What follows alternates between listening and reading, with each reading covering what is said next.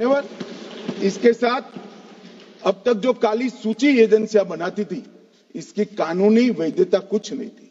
अब ये black list को वैधानिक समर्थन देने का यहां पर काम हुआ है। माननीय धारा 4, केंद्र सरकार भारत में प्रवेश के निर्दिष्ट बिंदुओं या बंदरगाहों को अधिसूचित कर सकती है। मान्यवर, किसी भी विदेश के नागरिक को भारत में आना है तो कौन से मार्ग से आना है वो तो तय करना पड़ेगा। हम इसको नोटिफाइड करेंगे। इतनी बड़ी लंबी समुद्री और भू सीमा के अंदर कोई कहीं से भी आ जाएगा, रोकने का कोई प्रावधान नहीं था, क्योंकि कुछ लोग मानते हैं कि रोकने की जरूरत ही नहीं, मगर देश ऐसे नहीं चल सकते। देश की सुरक्षा का खतरा है, देश के अर्थतंत्र को नुकसान करने वालों से भी देश के खतरा है, और ड्रग्स और हथियार लेकर आने वालों को भी रोकना पड़ेगा।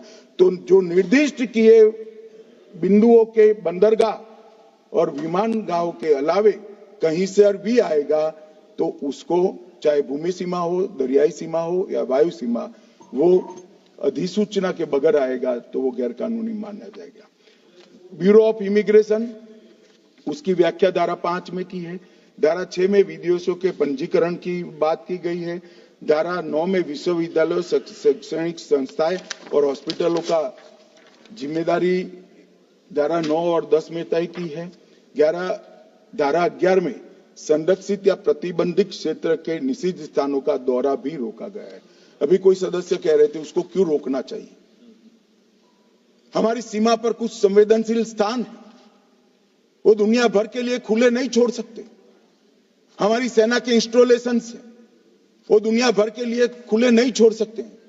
और ये आज का नहीं है, जब आप सरकार में थे तब का है, मगर वो गैर कानूनी तरीके से होता था। अब हमने उसको कानूनी बनाया है, क्योंकि हम में हिम्मत है रोकने की। मान्यवर, धारा 18 जुर्माने का भुगतान करने के लिए वाहक का दायित्व तय किया है। 25 में अपराधों का कंपाउंडिंग किया है, और धारा 23 और 24 इस अधिनियम के अन्य उपबंधों के लिए उल्लंघन के लिए जुर्माना और जेल की व्यवस्था इसके अंदर मान्यवर की गई है। धारा 30 में नियम बनाने की शक्ति भारत सरकार को दी है। धारा 15 राष्ट्रीयता का निर्धारण, ये शीर्षक हटाने का काम हमने किया है। धारा 7 बायोमेट्रिक जानकारी लेने को कानूनी बनाया गया है, और एक प्रकार से पूरी व्यवस्था को वैज्ञानिक तरीके से एक कानून में बांधने का काम किया है। मान्यवर, वीजा की प्रक्रिया बहुत पुरानी है, और ये हम जो सुधार लेकर आए हैं वो कोई नए नहीं है। 2010 में 5 देशों के नागरिकों को पर्यटन वीजा ऑनलाइन देने की शुरुआत हुई। 2010 से 14 के बीच में 7 देशों को बढ़ाया गया, और अब ये सुविधा 169 देशों तक हमने की दी है कि आप आइए, आपका स्वागत है, आप टूरिज्म बढ़ाइए। मगर रजिस्ट्रेशन तो करना पड़ेगा ना, कि वो विदेश से इस देश में इतने समय के लिए आए। कोई हमेशा के लिए नहीं रह सकता, इस देश का नागरिक नहीं बन सकता है, इसको रोकना पड़ेगा। आपके समय में सिर्फ 10 देशों तक था, उसको हमने 169 देशों तक पहुंचाने का था। मान्यवर, 31 नामित अंतर्राष्ट्रीय हवाई अड्डे और 6 प्रमुख बंदरगाहों अराइवल ऑन वीजा देने का काम हमने किया है, और 2023 में आयुष वीजा की नई श्रेणी भी शुरू की है। अब ई वीजा की सुविधा 9 उप श्रेणियों के लिए की जाएगी। ई पर्यटन वीजा, ई व्यापार वीजा, ई चिकित्सा वीजा, ई चिकित्सा परिचारक वीजा, ई आयुष वीजा, ई परिचारक वीजा, ई छात्र वीजा और ई छात्र आश्रित वीजा। ये सारी श्रेणियों में ई वीजा का प्रोविजन कर विदेशियों को आने में हमने सरलता की है। जो लोग कहते हैं कि रोकना चाहते हैं, हम रोकना इसी को चाहते हैं जिनके उद्देश्य ठीक नहीं है। ये कहते हैं कौन तय करेगा, तो जो सरकार होगी ये तय करेगा। हमारी सरकार है तो हम तय करेंगे। कौन तय करेगा का क्या मतलब? भारत सरकार तय करेगी। कौन कर सकता है? कोई विदेश की सरकार करेगी? क्या विचार है? कौन तय करेगा? भारत सरकार तय करेगी, क्योंकि हम भारत सरकार में है तो हम तय करेंगे। मान्यवर, आयुष वीजा, इसकी श्रेणियों की भी संख्या बढ़ाई है और अवैध प्रवासी और ओवरस्टे की निगरानी के लिए अप्रवास वीजा और विदेशी पंजीकरण के ट्रैकिंग की एक सिस्टम IVFRT, इसको भी अब कानूनी आधार देने का काम किया है। मान्यवर, सभी अप्रवासन पोस्ट पर भारतीय मिशन FRRO और FRO, इसको एंड टू एंड एकीकृत सिस्टम से जोड़ने का काम हमने पूरा कर दिया है।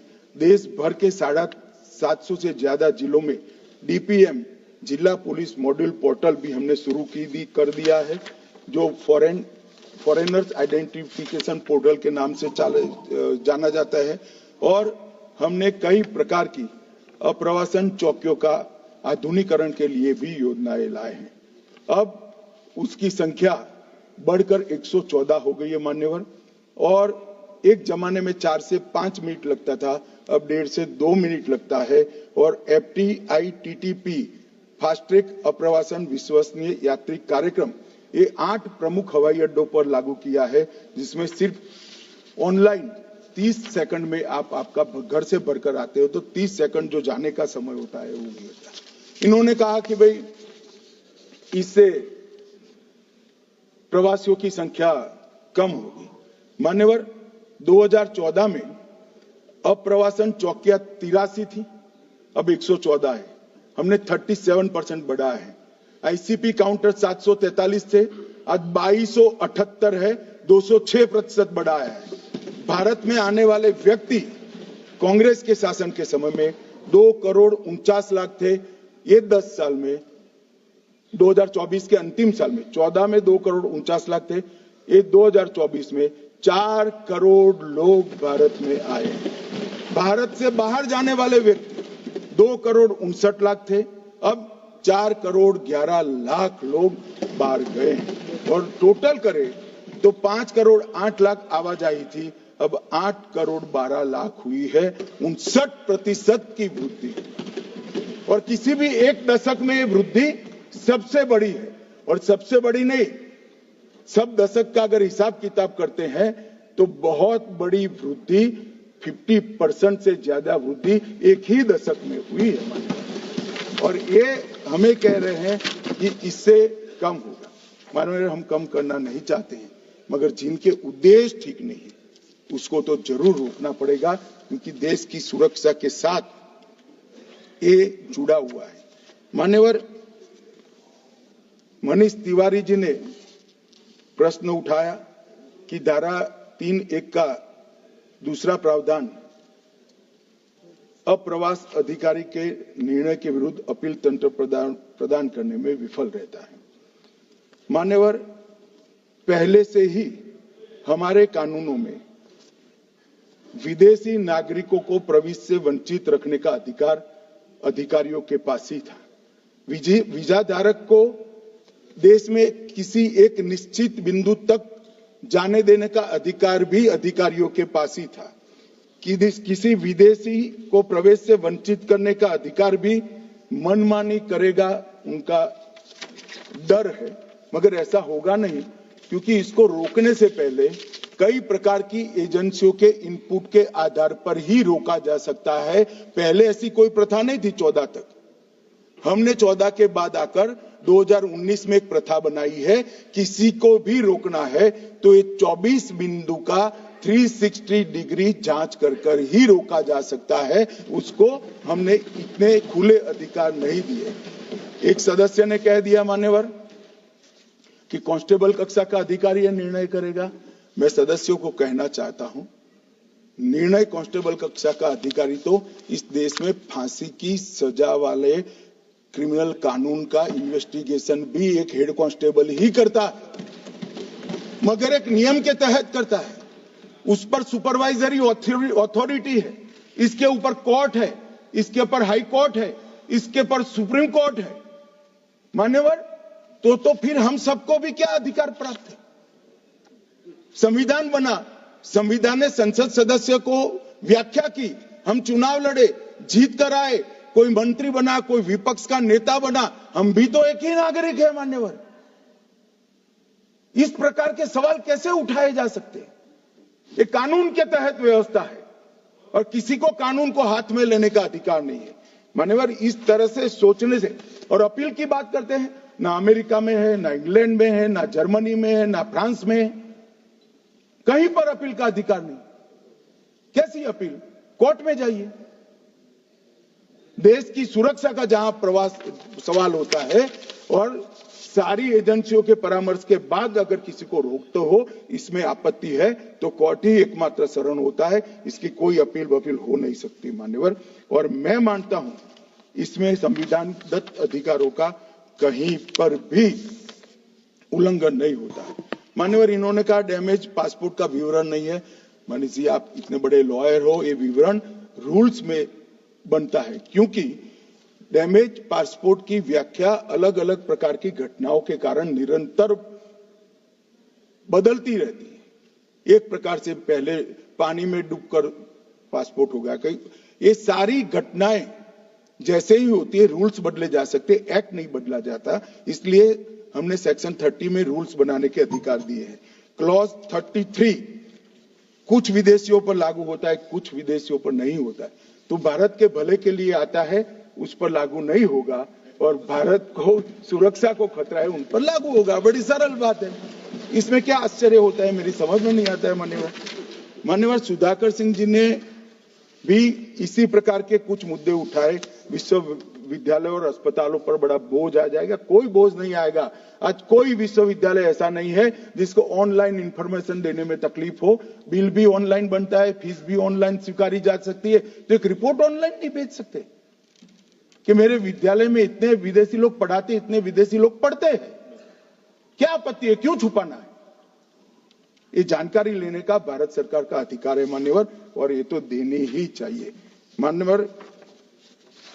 इसके साथ श्री सुखदेव भगत, उन्होंने बंगाल की बात की कि बीएसएफ घुसपैठियों को रोकने के लिए अक्षम है मान्यवर। मैं आज बड़ा गंभीर उन्होंने आरोप लगाया है भारत की। माननीय सदस्यों, सभा की सहमति हो तो सभा की कार्रवाई इस विषय की समाप्ति तक बढ़ा दी जाए। माननीय गृह मंत्री जी। मान्यवर, आज मैं कई बार अलग अलग भाषणों में, अलग अलग जलसों में ये विषय उठा जाता है, बांग्लादेशी घुसपैठियों के लिए बीएसएफ क्या कर रही है, सेना क्या कर रही है। मैं आज वास्तविकता इस देश को बताना चाहता हूं, और मैं ऐसा करता हूं कि तृणमूल कांग्रेस के सारे लोग सदन को छोड़कर नहीं जाएंगे, ध्यान से सुनेंगे। मान्यवर, हमारी बांग्लादेश के सटी हुई सीमा, अब सुनिए भाई, हमारी बांग्लादेश से सटी हुई सीमा 2216 किलोमीटर है। उसमें से 1653 किलोमीटर बाढ़ बन चुका है, बाढ़ के पास वाला रोड भी बन चुका है और चौकियां भी बन चुकी है। शेष फेंसिंग की लंबाई है 563 किलोमीटर। 563 किलोमीटर सीमा आज भी खुली है, और शेष फेंसिंग जो 563 किलोमीटर है, उसमें 112 किलोमीटर फेंसिंग ऐसी है, बॉर्डर ऐसी है जिसमें बॉर्डर फेंसिंग व्यवहारू नहीं, नाले हैं, नदियां हैं, ऊंची नीची पहाड़ियां हैं, जहां 112 किलोमीटर में फेंसिंग हो ही नहीं सकता, और 450 किलोमीटर जहां फेंसिंग होता है वहां बाकी है। अब मैं वो बताना चाहता हूं कि क्यों बाकी है। ये 450 किलोमीटर के लिए मान्यवर, मैंने डीओ लेटर लिखकर 10 रिमाइंडर करे हैं, बंगाल सरकार भूमि नहीं देती।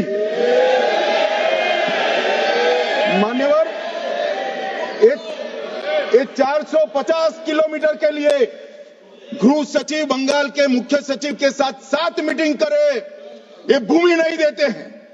मान्यवर, जहां फेंसिंग लगाने जाते हैं, सत्ताधारी पार्टी का कैडर आकर हुड़दंग करता है, धार्मिक नारे लगाता है। और मान्यवर, मैं कहना चाहता हूं कि ये 450 किलोमीटर फेंसिंग रुकी है तो केवल और केवल ये बंगाल सरकार की दया की दृष्टि घुसपैठियों के पर जो है इसके कारण।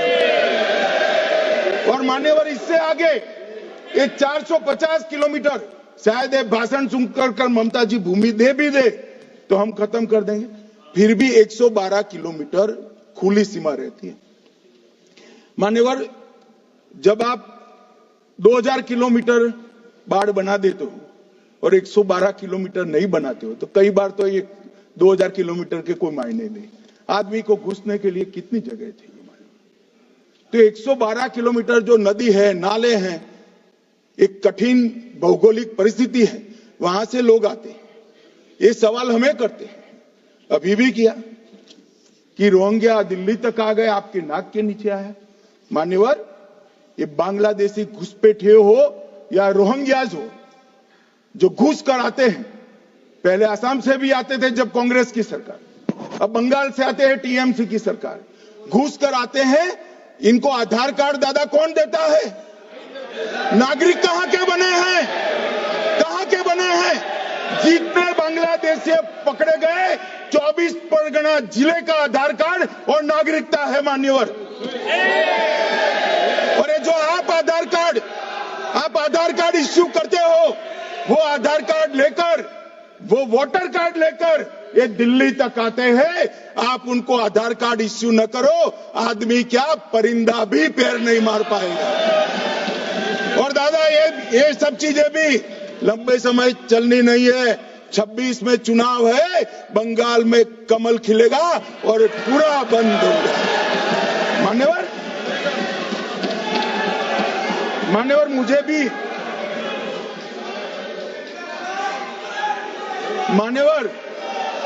मैं आज कहना चाहता हूं, दिल्ली के चुनाव से मैं मौन रहा कि देश का सुरक्षा का प्रश्न है, तू मैं नहीं करना चाहिएगा। आज मौका भी है, दस्तूर भी है। इन्होंने सवाल उठाया, मैं बिल भी ये लेकर आया हूं, इसलिए मैंने देश की जनता को सत्य बताया है। ये 450 किलोमीटर जो आपकी कृपा से खुली रही है, वहीं से घुसपैठ है, वहीं नागरिक बनते हैं, वहीं आधार कार्ड बनाया जाता है और देश भर में फैल जाते हैं। मान्यवर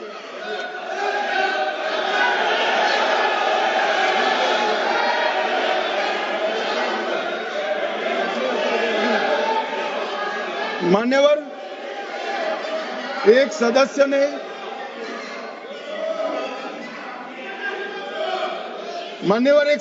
ने मुद्दा उठाया कि पासपोर्ट रैंकिंग में 50वां नंबर है। मान्यवर ऐसा कोई सरकारी सर्वे नहीं है, एक निजी एनजीओ ने सर्वे कर दिया है। अब मुझे ये समझ में नहीं आता, इंडी अलायंस के नेता जब से राहुल गांधी बने हैं, सरकार के अधिकृत डेटा की जगह वो एनजीओ का ही डेटा खंगालते हैं।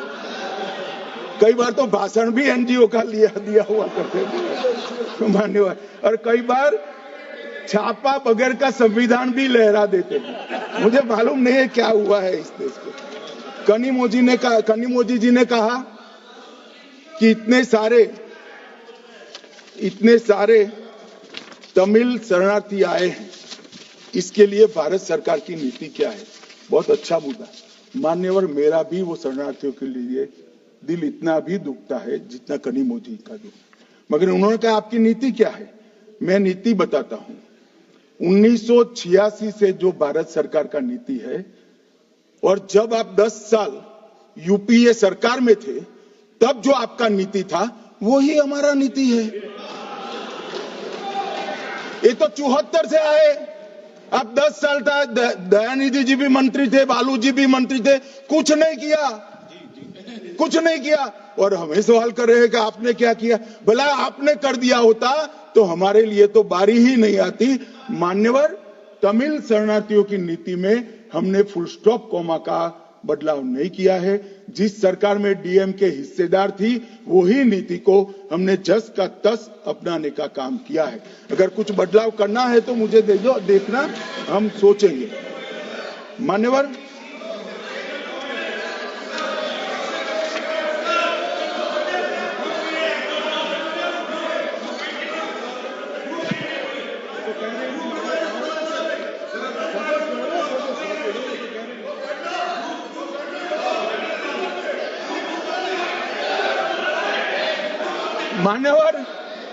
मान्यवर, मुझे अब तक एडीएमके के सारे एमपी 4 बार मिले अलग अलग समस्या पर, एक में भी तमिल शरणार्थी का जिक्र नहीं। और कहते हैं डू समथिंग। भाई आप तो कहते हैं, हमने तो आपकी नीति पर चले, हम माने ये सच्ची होगी। अभी भी आप दीजिए, हम सोचेंगे इस पर।